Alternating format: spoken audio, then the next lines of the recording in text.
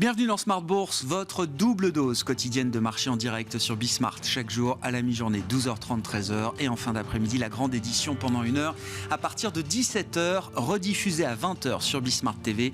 Émission que vous retrouvez chaque jour en replay sur bismart.fr et en podcast sur l'ensemble de vos plateformes. Au sommaire de cette édition de la mi-journée, une séance qui est marquée par la publication de résultats d'entreprises, notamment à Paris, au sein du CAC 40, mais plus largement en Europe, avec des valeurs industrielles qui sont plébiscitées par les investisseurs. J'en veux pour preuve la réaction de marché après la publication d'un groupe comme Legrand, aujourd'hui, dans les équipements basse tension, autour de l'immobilier, de la rénovation, de la construction, bien sûr.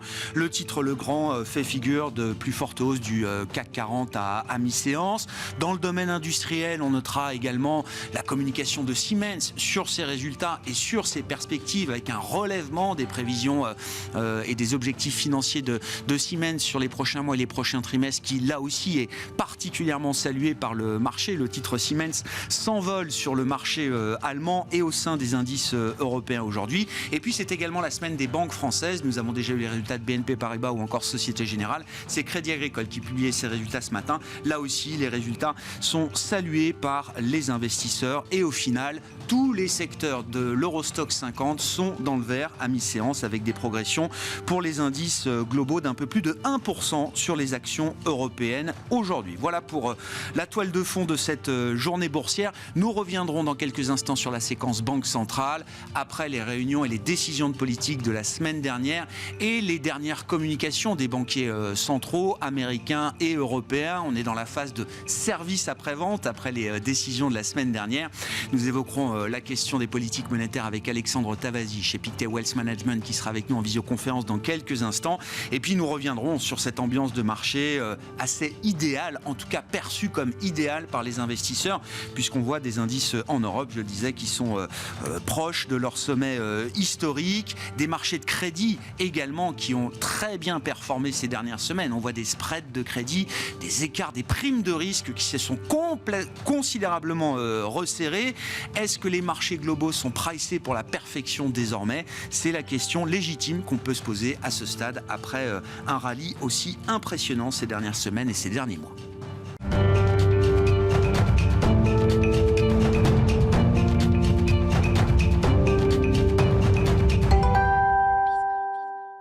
Mais d'abord, les politiques monétaires qui restent au centre du jeu des marchés et des investisseurs. Nous en parlons avec Alexandre Tavasi, qui est en visioconférence avec nous depuis Genève, le responsable CIO Office et Recherche Macro chez Pictet Wealth Management. Bonjour et bienvenue Alexandre, merci d'être avec nous.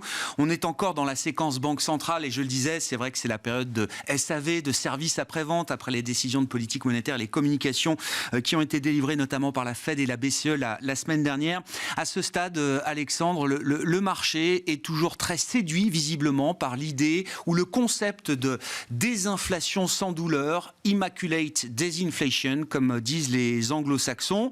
Et c'est même d'ailleurs à ce stade un concept ou une idée que Jérôme Powell reconnaît d'une certaine manière. Il accepte l'idée que le marché a une vue différente de celle de la Réserve fédérale américaine sur la poursuite du processus de désinflation qui jusqu'à présent, depuis un peu plus de 6 mois aux États-Unis, ce processus de désinflation, effectivement, s'opère sans hausse du chômage.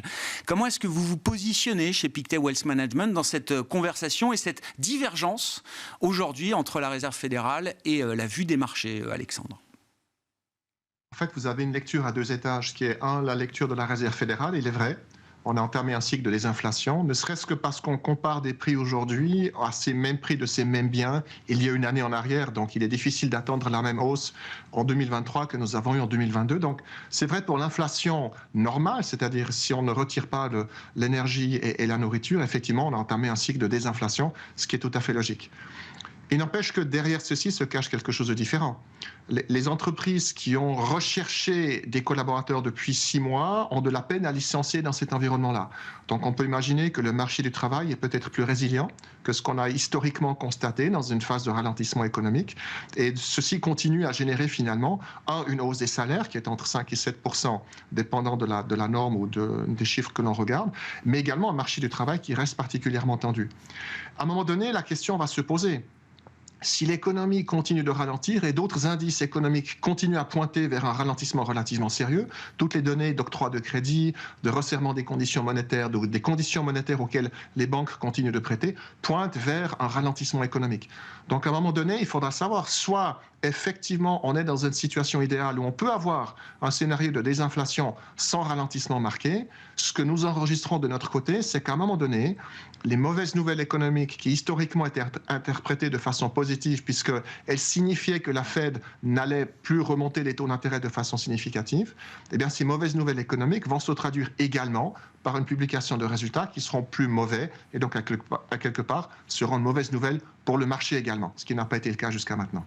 Le marché sous-estime peut-être le plein impact du choc monétaire qui est encore à venir dans l'économie réelle. Alexandre, ça pose la question effectivement de l'effet de décalage qu'on peut avoir entre le moment où on monte les taux et le moment où on observe le plein effet de ces hausses de taux dans l'économie, sachant que le choc monétaire était d'une violence et d'une intensité historique l'an dernier. Est-ce qu'il y a un chemin possible pour imaginer que, pour telle ou telle raison, ce choc monétaire n'aurait pas l'impact attendu peut-être sur des parties de l'économie comme l'immobilier ou le marché du travail? En réalité, nous sommes vraiment en face d'un cycle très très particulier, puisque finalement le gouvernement américain a envoyé des chèques pendant 2 ans aux ménages, aux personnes qui étaient donc à la maison, puisque c'était l'effet de la pandémie. Et dans une certaine mesure, cette épargne-là a pu être gardée, utilisée, et donc constituer à quelque part un coussin d'épargne et de consommation. On arrive à la fin de ceci. C'est-à-dire que probablement à la fin de ce printemps, on aura épuisé cette épargne, notamment pour les ménages dont la rémunération est la moins élevée. Donc se posera la question à ce moment-là. Ce que l'on voit de l'autre côté également, c'est que finalement, les entreprises les plus risquées, donc dans le segment du high yield ou dans les emprunts avec levier, ces mêmes entreprises, il y a exactement une année, pouvaient emprunter avec un taux d'intérêt à 4%. Aujourd'hui, ce qui leur est demandé, c'est un taux d'intérêt entre 8 et 10%. Mais effectivement, le nombre de refinancements, le nombre d'entreprises qui reviennent sur le marché aujourd'hui est relativement faible et on sait que le gros du refinancement sera peut-être moins en 2023 qu'en 2024. Donc on a un effet retardé sur l'effet sur le financement des entreprises. Et du côté des ménages, en réalité, ce que l'on voit, c'est que les taux de crédit qui est pratiqué aujourd'hui sur les cartes de crédit est presque à son niveau historiquement le plus élevé. Mais encore une fois, les ménages avaient derrière eux ce coussin qui leur permettait finalement de pouvoir dépenser l'argent qu'ils avaient encore en compte. On arrive à la fin de ceci et il est probable que tant du côté de l'octroi de nouveaux crédits que du prix de ces crédits, les consommateurs vont commencer à être touchés, mais c'est quelque chose qui interviendra à la fin de ce printemps et non pas historiquement, plutôt comme on l'a déjà enregistré dans des cycles économiques précédents. Pour revenir sur le sujet du divorce entre la Fed, Jérôme Powell et les marchés, Alexandre, comment est-ce que vous expliquez qu'à ce stade, la parole ou l'outil de la communication dans la politique monétaire semble un peu abîmé? Les banquiers centraux prennent la parole régulièrement, pas uniquement pour les meetings de décision de politique monétaire. Certains s'expriment régulièrement, plusieurs fois par semaine, et on a l'impression quand même que le marché a du mal à les écouter à ce stade. Oui. Finalement, le marché est comme la Réserve fédérale. La Réserve fédérale nous a dit qu'ils seront dépendants des données qui vont être publiées. Le marché est exactement de ce côté-là. En fait, si on exclut le rapport du marché du travail que nous avons eu il y a quelques jours, le reste des indicateurs pointent effectivement plutôt vers un ralentissement.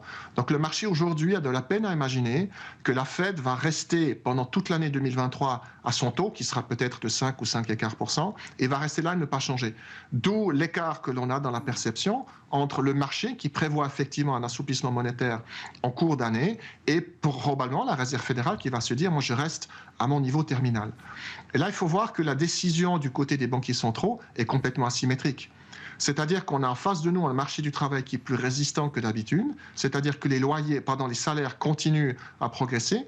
Et à un moment donné, pour la Fed, on peut imaginer qu'au lieu de réagir immédiatement lorsque les premières données d'affaiblissement interviendront, la Fed va se garder peut-être 1 ou 2 trimestres pour bien s'assurer qu'effectivement l'inflation est sous contrôle, ce qui implique que très probablement, en tout cas c'est notre impression, notre scénario, que la Fed ne va pas bouger, va atteindre un certain niveau, encore une fois, 5 ou 5,25%, et va garder ce niveau-là tout au long de l'année. Et c'est peut-être la surprise qui nous attend, mais peut-être un peu plus tard cette année, où le marché doit se réajuster effectivement sur le niveau que sera les taux d'intérêt que la Fed pratiquera à ce moment-là. Oui, le sujet, c'est plutôt le taux terminal qui est en train de s'ajuster à 25 points de base près, mais plutôt la durée pendant laquelle il faudra maintenir ce niveau de restriction monétaire qui aura été atteint par la Réserve fédérale américaine. Comment vous comprenez la partie européenne, Alexandre? Et c'est vrai que si je reviens au price action de la semaine dernière, à la suite des réunions de la Fed et de la BCE, on a l'impression que le marché estime que ce qui vaut pour la Fed aujourd'hui vaut à peu près pour la Banque centrale européenne également. En réalité, les conditions sont assez différentes puisque la Banque centrale européenne a commencé son cycle de resserrement plus tard que la Réserve fédérale américaine. Et le problème européen est d'une nature un tout petit peu différente. L'inflation qui était à l'origine, qui venait du secteur de l'énergie, est en train de se transmettre probablement au secteur du travail, puisque finalement, beaucoup de personnes sont en train d'exiger, de demander, en tout cas d'exiger, un réajustement de leur niveau de salaire. Donc alors qu'aux États-Unis, on a probablement dans les mois qui viennent une baisse des salaires horaires. En Europe, on a peut-être l'élément différent qui est en train de se jouer dans le marché du travail, probablement une hausse.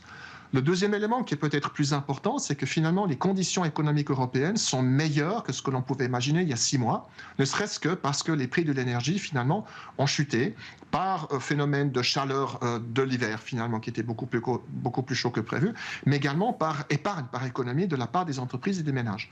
Donc en réalité, on se rend compte que les conditions économiques européennes sont meilleures que prévues il y a encore 6 mois. Vous avez mentionné tout à l'heure des résultats de quelques grandes entreprises européennes, c'est ce que l'on voit aujourd'hui, et que peut-être c'est un élément qui doit maintenir la Banque centrale européenne dans une situation attentiste, parce que ça veut dire que probablement tout ce qu'on avait prévu comme conjoncture, ralentissement, on se rend compte que l'économie va légèrement mieux, d'où probablement la nécessité pour la Banque centrale européenne d'être encore plus attentive à ce qui est en train de se passer du côté de l'inflation. Avec là aussi la question de savoir si le choc monétaire infligé ou mis en place par la Banque centrale européenne, est-ce qu'il est déjà en train de mordre un petit peu sur des indicateurs économiques? On a tous vu le retournement assez spectaculaire quand même des conditions de crédit en fin d'année, selon les enquêtes et les données de la Banque centrale européenne elle-même. Alexandre, on a vu aussi à travers les chiffres de PIB des différents pays de la zone euro, en Allemagne, en France par exemple, un affaiblissement très marqué de la demande domestique, là aussi sur la fin d'année. Est-ce que ce sont déjà des indications que le choc monétaire est en train de se propager à l'économie ? Oui, Christine Lagarde l'a mentionné lors de son discours, elle l'a mentionné lors de son commentaire, elle a dit qu'effectivement il y avait un mécanisme de transmission. On le voit aujourd'hui, la demande de crédit est en train de baisser. Du fait du renchérissement du crédit, ce qui est un élément tout à fait normal, du fait également de la baisse de l'activité de la conjoncture, donc les entreprises ont moins l'intention d'investir dans cet environnement-là, donc vont moins emprunter également auprès de leurs banquiers, mais également du fait de l'augmentation des taux hypothécaires qui péjorent la situation sur le marché immobilier. Et peut-être que pour un acheteur potentiel il y a encore 6 mois, le coût du financement, le renchérissement du coût de financement fait qu'on doit réfléchir à 2 fois si vraiment j'ai envie d'emprunter aujourd'hui pour investir dans le secteur immobilier. Donc d'une façon générale, l'impact se fait jour, c'est absolument clair, mais encore une fois, à ne pas négliger que par rapport à la situation qu'on pouvait prévoir il y a 6 mois, on se retrouve quand même avec des données macroéconomiques qui sont légèrement meilleures que ce que l'on pouvait imaginer pour la situation de la zone euro. Quel est le constat que vous dressez quand vous regardez la situation des marchés globaux à ce stade, Alexandre? Alors on parle beaucoup du scénario de soft landing. Est-ce que, à certains égards, certaines parties du marché ne sont pas déjà dans l'idée d'un no landing? C'est une excellente remarque. Si l'on regarde les valorisations du marché américain, nous sommes de retour au-delà de 18 fois les bénéfices. Si on fait l'hypothèse d'une baisse, même relativement faible des bénéfices de 5 à 10% pour cette année-ci, en réalité, on est déjà au-delà de 19 fois les bénéfices. 19 fois les bénéfices, alors que les rendements des liquidités, donc en l'occurrence du cash, vous donnent à peu près du 5%. Je trouve que le rendement offert par les actions américaines aujourd'hui n'est pas très intéressant. Si on regarde la partie du marché qui a le plus performé depuis le début de l'année, c'est-à-dire le Nasdaq, on est de retour à 30 fois les bénéfices, même constat. Donc on est à des niveaux de valorisation qui, pour nous, rendent le marché peu attractif. En revanche, le point de départ des marchés européens est différent. Le rebond qu'on a vu à partir de la mi-octobre de l'année passée partait d'un niveau de valorisation des marchés européens à moins de 12 fois les bénéfices. Donc on a un double effet positif qui est le niveau de départ était plus faible, donc on permet à une expansion de valorisation qui est plus élevée. Et puis ensuite, le reflet de ce que je mentionnais au niveau macroéconomique fait que les bénéfices des entreprises européennes sont meilleurs que ce qu'on avait attendu, les perspectives sont également revues légèrement à la hausse, aussi du fait de la réouverture de l'économie chinoise qui favorise à certaines entreprises européennes. Donc il faut distinguer les deux éléments. Aux États-Unis, on est arrivé à un niveau de valorisation qui nous semble être compliqué. En Europe, on a ce phénomène de revalorisation des marchés actions qui fait que l'Europe se comporte mieux en termes de comportement boursier que le marché américain. Merci beaucoup Alexandre. Merci pour votre éclairage sur la situation macro et la situation des politiques monétaires, notamment après les premiers rendez-vous de cette année 2023 du côté des banques centrales. Alexandre Tavasi, responsable CIO Office et recherche macro chez Pictet Wealth Management, qui était avec nous en visioconférence dans Smart Bourse.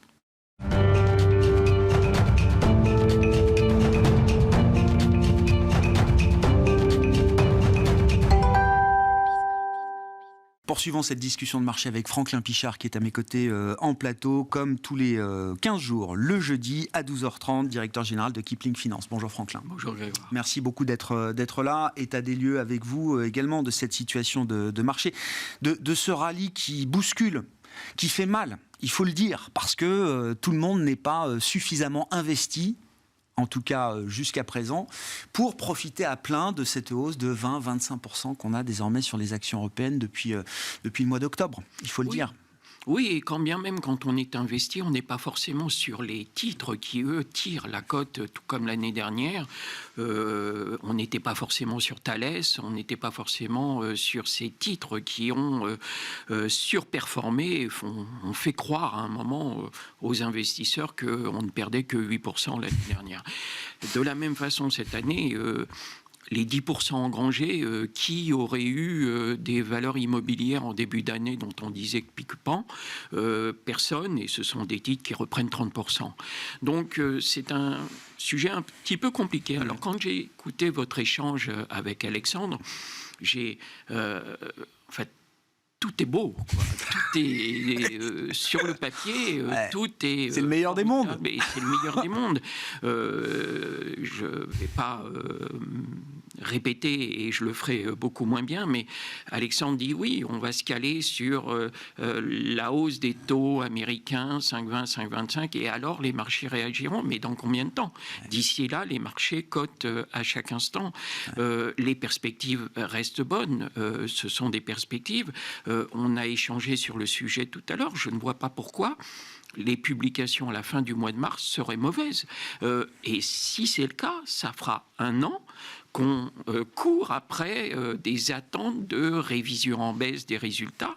Et si ce n'est pas ce trimestre, c'est sûr que ce sera le prochain. Ce sera encore le prochain. Mais ça fait 4 fois maintenant qu'on dit la même chose. Et cette fois-ci encore, quand on voit, on a un indicateur un petit peu avancé, puisque les publications sont bien plus en avance aux États-Unis qu'en Europe. Et on voit que sur les sociétés qui ont publié sur le SP500, 70% de celles qui ont publié battent une nouvelle fois les prévisions des analystes. Donc, on crée à nouveau de la revalorisation, ce qui est peut-être un peu le pendant de révision un peu trop drastique qui avait été fait par les analystes à la fin de l'année dernière, où on imaginait une récession, on imaginait le pire. Le pire ne semble pas certain en tout cas. On l'a suffisamment répété ici. Et c'est vrai qu'aujourd'hui, les marchés... réfléchissent, parce qu'une hausse pour le CAC de 10-11% depuis le début de l'année, c'est à la fois satisfaisant, mais ça pose problème. C'est un véritable sujet. On ne fera pas 120% sur l'année ou 100%. Et par conséquent, on sait comment agissent les automates, les algorithmes, et qu'à un moment, derrière ce tableau tout à fait vertueux, on aura des corrections. Il va y avoir des ajustements, il va y avoir des arbitrages. Ma tentation aujourd'hui, c'est de dire que par rapport à ce que vous dites, qui est assez partagé par les stratégistes et les analystes et les économistes, on a envie quand même de se protéger un petit peu. Et vous c'est ce que je disais avec Alexandre. Soft landing, que ce soit un risque positif à prendre en compte, c'est une chose.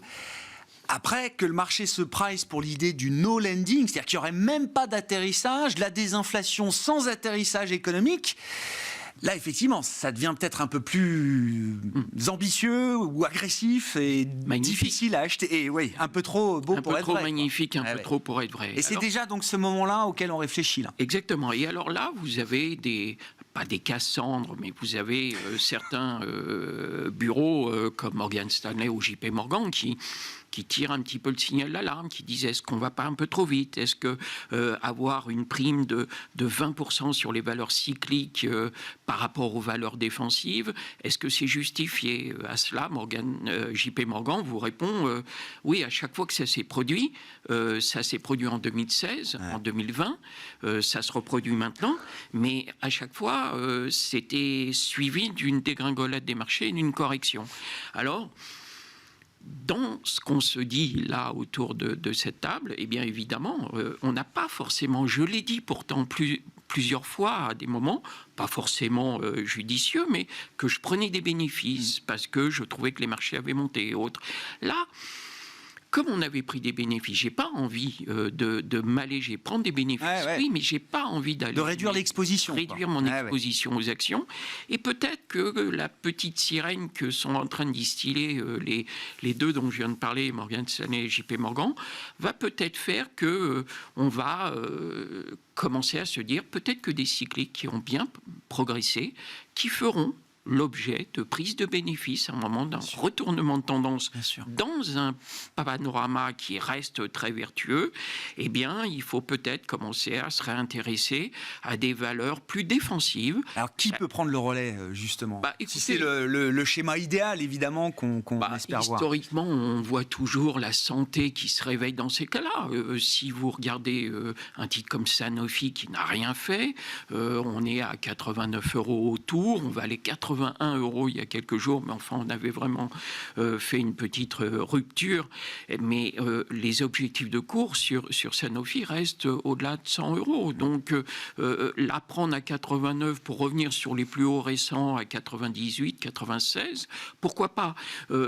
On a un autre secteur qui est en train de publier, sur lequel on a eu raison, on a raison maintenant, mais on avait pris des positions beaucoup trop tôt, c'était les financières. Ah oui, les banques, oui. Les bancaires, et là aussi, on voit à la faveur des publications, si on met de côté l'exceptionnel pour Société Générale hier, avec passer des provisions sur la Russie, sur les investissements en Russie, et Crédit Agricole, qui a sorti des résultats globaux en baisse, mais qui a sorti un T4 incroyable. Et par conséquent, aujourd'hui, quand vous voyez de la Crédit Agricole qui vaut autour de 11 €, un peu plus de 11 €, mais il y a un an, on était avant la guerre en Ukraine, le titre valait 14 €. Donc on a encore un potentiel d'appréciation pour revenir sur les niveaux d'il y a un an. Époque à laquelle les taux étaient négatifs, on n'avait pas encore eu de mouvement sur les taux. Aujourd'hui, les banques regagnent de l'argent, les taux remontent, et que finalement, on avait un peu pricé des défauts, des risques pour les banques qui devaient peut-être provisionner sur des quantités de défauts absolument extravagants. On ne les a pas eus. Aujourd'hui, on a des taux qui sont en hausse. On voit que les banques republient d'excellents résultats. Ça avait été le cas de BNP, ou ça va être le cas de BNP, mais en tout cas, les anticipations de cours sur BNP sont de 74 €, ça en vaut 64. Sur Crédit Agricole, revenir sur les 14, ça en vaut 11. On a des arbitrages à effectuer sur des prises de bénéfices de quelques valeurs qui ont très très fortement reprogressé, qu'on avait pu moyenner aussi à un certain moment, et puis garder notre allocation et notre pondération, mais en revenant sur des valeurs peut-être un peu plus défensives dans les portefeuilles. On verra, mais c'est vrai que c'est le schéma qu'on aimerait bien voir, c'est-à-dire qu'une rotation qui permettrait au marché de respirer sans corriger trop profondément, en fait. C'est un peu l'idée. Hein. Non, je pense qu'il a trop de raisons de corriger très violemment, mais effectivement aujourd'hui on a certaines valeurs qui se payent un petit peu cher. Alexandre le disait lui-même. Il y a déjà des stocks qui sont à plus 30, plus 40 depuis le début de l'année, par rapport à des valeurs qui font du plus 10, plus 15, quoi, comme le marché, on va dire, ce qui est déjà bien. Oui, il y a déjà des écarts importants. Et pour moi, le baromètre le plus important, plutôt que de regarder depuis le début de l'année, parce que les boîtes ferment pas, c'est sur 52 semaines. Bien sûr. Et là, on voit qu'on a des écarts absolument prodigieux, avec des valeurs vraiment en baisse significative sur 52 semaines. Et c'est plus ces valeurs-là qui m'intéressent, fonction de des rotations, des marchés, des perspectives. Et c'est plus vers ces titres-là qu'on porte notre attention. À propos d'écart, c'était un point qu'on soulevait aussi avec Alexandre juste avant, cet écart entre le marché américain et le marché européen. Personne n'est à l'aise avec le marché américain, j'ai l'impression, enfin tous les stratégistes nous disent que attention, c'est quand même cher, c'est pas cher que ça. Le Nasdaq a déjà repris plus de 15%, je crois, depuis le début de l'année. Et en même temps, c'est compliqué de se priver du marché américain quand on est investisseur action, même en Europe, j'imagine, Franklin. Oui, c'est pas possible. C'est-à-dire que, effectivement, Alexandre dit, moi, le Nasdaq qui se paye 30 fois, ça m'intéresse plus. Je regarde un petit peu ailleurs. Mais oui, mais Apple, c'est quand même un titre qui a bien corrigé, qu'on a envie de rentrer. C'est pas parce qu'ils ont vendu moins de téléphones que le titre avait déjà baissé avant. C'est pas parce qu'ils vendaient moins de téléphones. C'est parce qu'il a été pris dans la vague et autres, mais il y a de la trésorerie aujourd'hui. La trésorerie, ça se rémunère. Et gros payeur de dividendes, Apple, il ne faut pas l'oublier. Exactement. Microsoft et aussi. Plus de 50% des revenus d'Apple aujourd'hui sont de la récurrence sur des abonnements. La musique, c'est celui qui est le plus connu, mais il y en a tellement d'autres. Donc, non, on ne peut pas se priver et on ne peut pas s'empêcher de revenir sur des valeurs. Donc, comme ça, on va sur... Vous avez cette nouvelle thématique aussi. Vous avez eu les chat GPT. Oui, l'intelligence artificielle. Vous avez Microsoft qui a dégainé. Et puis maintenant, c'est Baidu qui dégaine. Hier, Baidu qui a pris 20% en préouverture, qui a fini en hausse de 12 ou 15%. Bon, après, on voit Alphabet Google. S'il y a un petit bug dans Bard, en l'occurrence, c'est chez Alphabet Google, ça s'appelle Bard. Dès qu'il y a une petite fragilité ou une petite faiblesse du robot conversationnel, boum, le stock se corrige tout de suite. Hein, donc voilà. Alors, ça marche dans les deux sens. Hein. Alors on ne va pas y aller. On a vu ce que ça a donné avec le métavers. Mais c'est intéressant. On sent que le marché a de l'appétence pour de nouvelles idées, quoi. Oui, c'est ce que je pensais. C'est-à-dire, on a eu cette appétence pour le métavers et pour le moment, ça patine un peu. Et puis voilà, on a une nouvelle thématique. Et comme vous le dites, les marchés ont très envie de cette dynamique et de ces idées nouvelles. Donc oui, mais là aussi, nous, on commettait une erreur. Je me souviens qu'il y a quelques mois, on disait... on privilégiera toujours le marché américain, qui reste le marché dominateur et qui sera le premier à partir. Et on négligeait les valeurs européennes. Ouais. On a revu notre position et effectivement, maintenant, on est très équilibré. On voit des valeurs industrielles, hein. L'Europe, c'est aussi encore de l'industrie. Legrand aujourd'hui, Siemens en Allemagne. Hein. Vinci, l'ensemble des publications, c'est un festival aujourd'hui. Merci beaucoup Franklin, merci d'être avec nous toutes les 2 semaines pour nous éclairer sur la situation des marchés. On partage ensemble notre analyse. Franklin Pichard, directeur général de Kipling Finance, qui était l'invité de Smart Bourse à la mi-journée sur Bismart. On se retrouve à 17h ce soir en direct.